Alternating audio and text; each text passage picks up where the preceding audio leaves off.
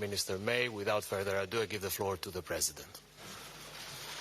Prime Minister, ladies and gentlemen, this morning Prime Minister May and I had a meeting to take stock of progress since we met on Monday. I will not hide that in between Monday and this morning we had a lot of talks. The Prime Minister, myself, the Taoiseach and myself, the Taoiseach and the Prime Minister, and that's the reason why I would like to thank the Prime Minister for her determination. I would also like to thank Michel Barnier and David Davis, as well as their teams, for the extremely hard and skillful work over the last weeks and months. We discussed the joint report agreed by the two negotiators. Prime Minister May has assured me that it has the backing of the UK government. On that basis, I believe we have now made the breakthrough we needed.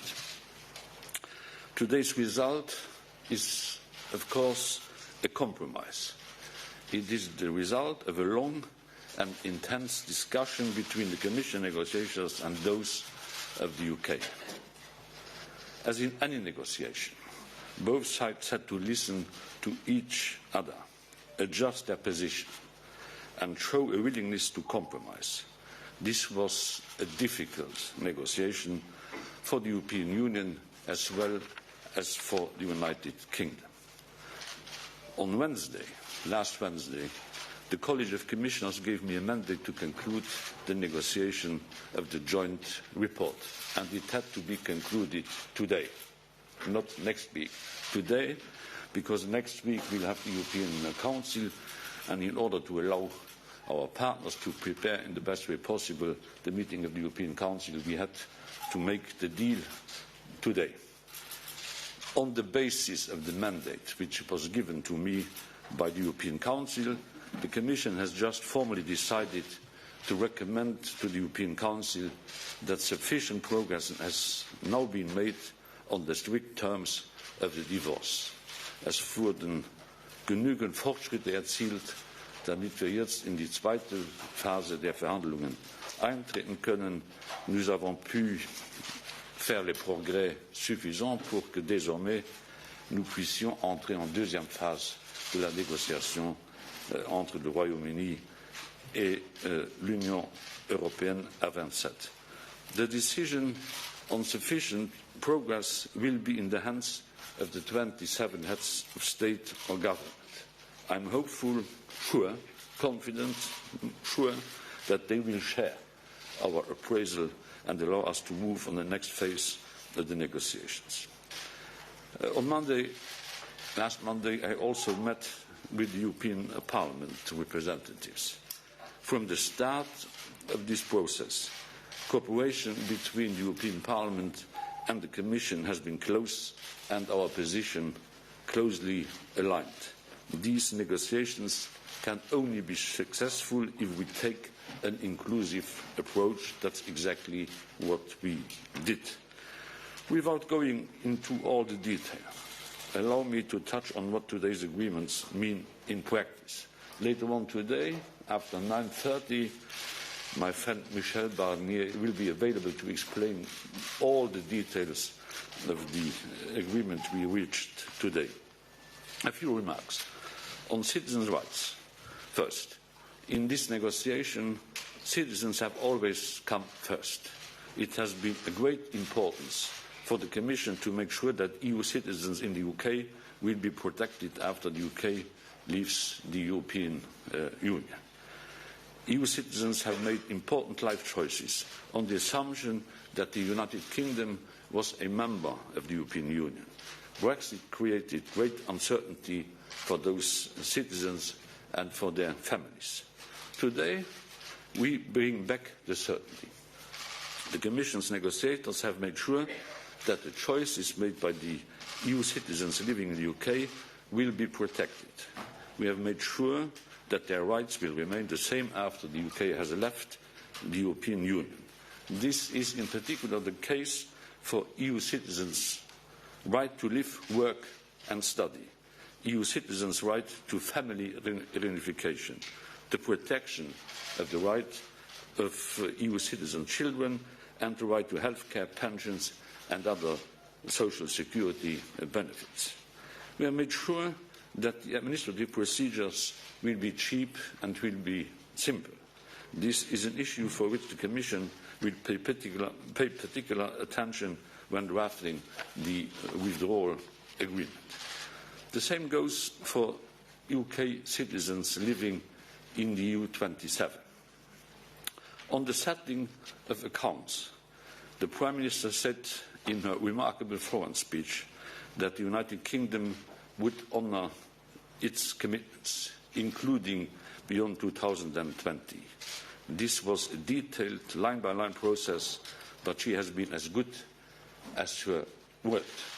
She was negotiating in a gentleman manner, and I'm very grateful, Prime Minister, for that. On Ireland, the EU has consistently supported the goal of peace and reconciliation enshrined in the Good Friday Agreement. The European Union has made it a priority to protect the peace process on the island. I have been in regular contact with the Taoiseach over the last days, including last night and including last negotiations we had in the course of yesterday with our Irish friends. The UK has made significant commitments on the avoidance of a hard border after its withdrawal from the European Union. All of the EU 27 stand firmly behind Ireland and behind the peace process. Let me be clear, we still have a lot of work to do.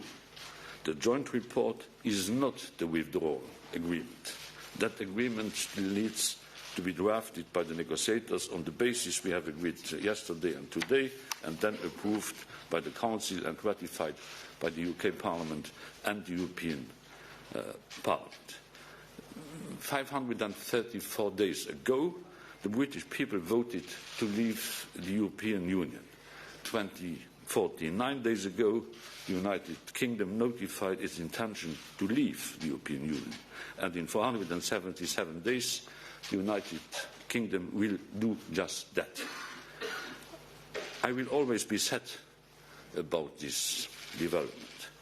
But now we must start looking for the future. A future in which the United Kingdom will be and will remain a close friend and ally.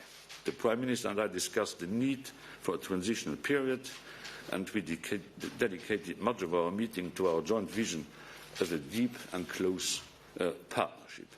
It is crucial for us all that we continue working closely together on issues such as trade, research, security and others.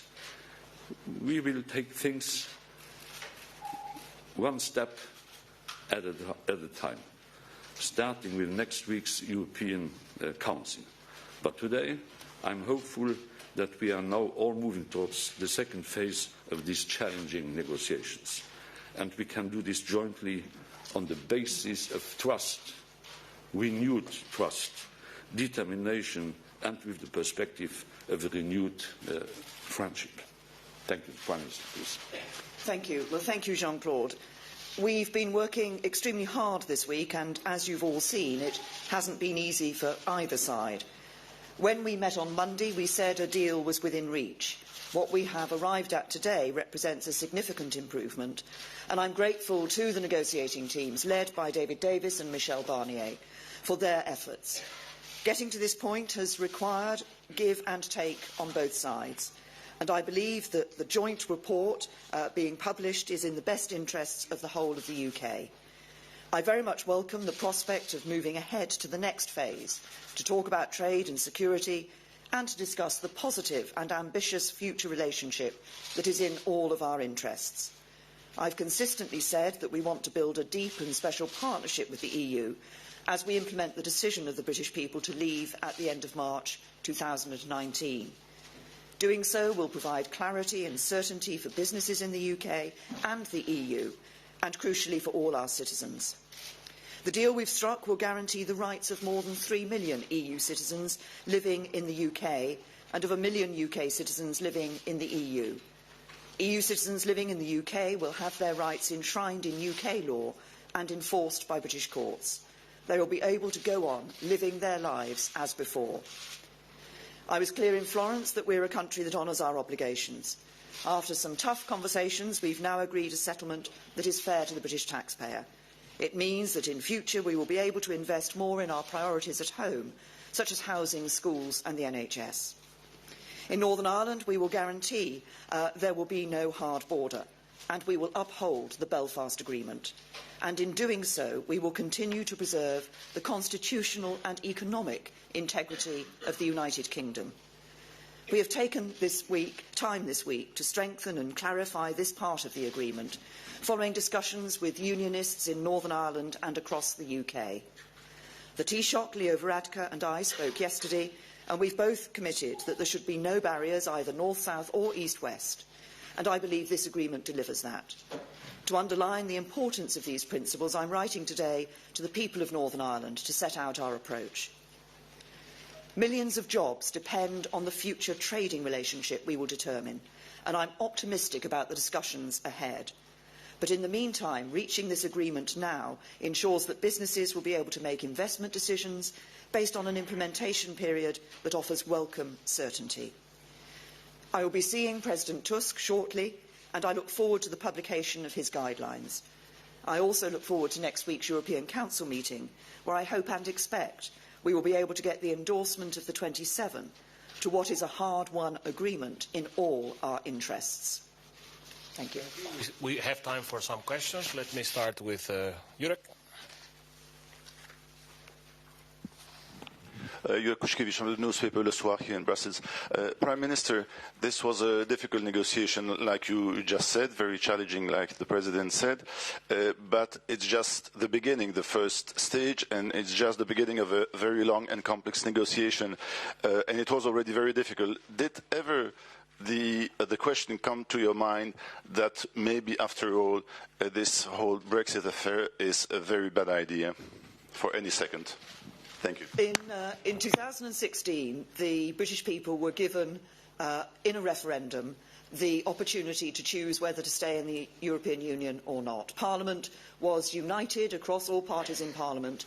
A significant majority agreed that that decision would be given to the British people. The British people voted, and they voted to leave the European Union. And I believe it's a matter of trust and integrity in politicians. I believe the people should be able to trust that their politicians will put into place what they have determined. And that's exactly what we're doing, and we will be leaving the European Union. Then I have Adam from the BBC. Hi, Adam Fleming from the BBC. Morning to both of you. What is the biggest compromise the other side has made to get you to this point today? And was it a champagne breakfast? This was a question, actually, of coming together and working together for a report and agreements that were in the best interests of all sides. It's been finding the way through that enables us to deliver for citizens, to deliver on the financial settlement, and also, crucially, to deliver in relation to Northern Ireland that agreement on no hard border, but also respecting the constitutional and economic integrity of the United Kingdom. That's what we've been working to. That's what I believe this joint report sets out. And Verena from the German news agency, DPA. Morning. Mr. Prime Minister, the arrangement seems to mean a special status for Northern Ireland. How come your partner, the DUP, accepted that? And will it not mean that the rest of the UK will also remain in the single market? No, it doesn't actually mean what you've suggested. We're very clear. If you look at the agreement, at the text of the joint report, it says that we will work to achieve the relationship, the trading relationship between the UK and the European Union that we want to see, that we believe will also be the good trading relationship for Northern Ireland. If that is not the case, then we will look for specific solutions to what are the unique circumstances of Northern Ireland. Everybody recognises that because Northern Ireland is the only part of the UK with a land border with a country that will be remaining within the European Union, that is a set of unique circumstances. And indeed, there are already unique circumstances and specific solutions for Northern Ireland. There's a single electricity market across the island of Ireland, for example. But I'm confident that we can, in negotiating the future trade relationship, we can ensure that we both won't have a hard border in Northern Ireland, but that we will retain the economic integrity of the single market of the United Kingdom. Mark, go ahead. Good morning to you both. Mark Stone from Sky News. Prime Minister, could I ask you, in simple terms, what has changed between Monday's lunch and now, which allows you to say a deal's done now and you couldn't on Monday? And President Juncker, for you, if I may, specifically on the European Court of Justice, it was one of the big sticking points. The Prime Minister says now that EU citizens in the UK will be under UK law and UK courts. Is that correct? And are you happy with that? Should I take it? No. So on the first point, as we both said when we stood here on Monday, there were a couple of issues that we still had to finalise as we went through the last few days. But as I said in the remarks that I've just made, we have one of the things you can see is a strengthening of the commitments in relation to Northern Ireland and the United Kingdom. I think that's important. I think that's helpful. So within the joint report, you will see the commitment both to no hard border between Ireland and the Northern Ireland, but also that we ensure that we retain that constitutional integrity and economic integrity of the United Kingdom.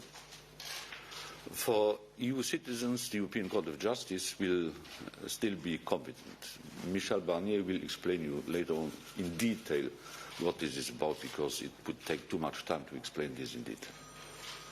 This concludes our press conference. Thank you all. Thank you.